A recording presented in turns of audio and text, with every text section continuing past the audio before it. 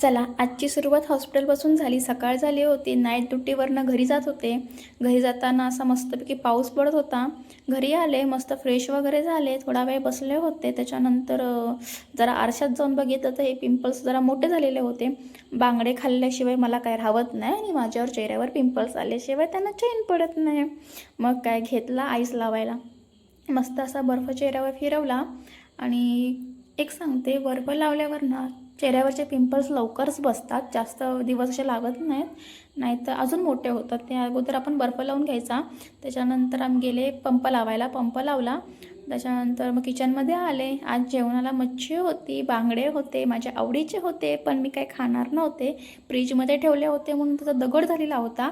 दगड कसे कसे सोडवले त्यांना आणि घरच्यांना मस्तपैकी फ्राय केलं आहे आणि त्यांचा रस्सा बनवला. माझ्यासाठी मी मस्त असं अंड्याचं ऑमलेट केलं. छान मस्त ऑमलेट केलं. दुपारी पोटभर जेवले. पोट जरा जास्तच जेवले, त्यामुळे मस्त असे घराच्या बाहेर फेरी मारायला गेले. फेरी मारता मारता घराच्या मागे जाऊन पुसले तर डोळ्यासमोर असे पटकन पेरू दिसले. मम्मीला घरातनं बोलवून आणलं.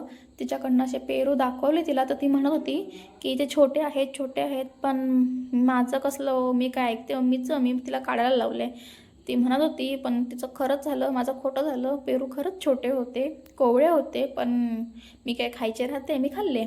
हे आमचं मांजर नाही आहे, पण आमच्या घराच्या बाजूला असं फिरत होतं, घरात पण येत होतं सारखं सारखं, म्हणून त्याला मासा टाकला. आमच्या वाडीतलं पण नव्हतं, कुठनं आलं होतं काय माहिती, पण ते दिवसभरात आमच्याकडेच होतं. त्याला मच्छीचा वासाने वाटतं ते राहत नव्हतं, म्हणून त्याला मी मच्छीचा तुकडा घातला.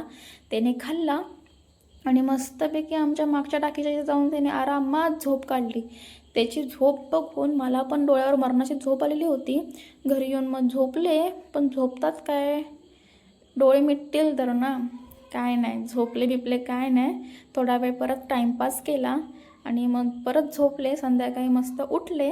तोपर्यंत काकी गेली होती ह्या दिदीला हाणायला.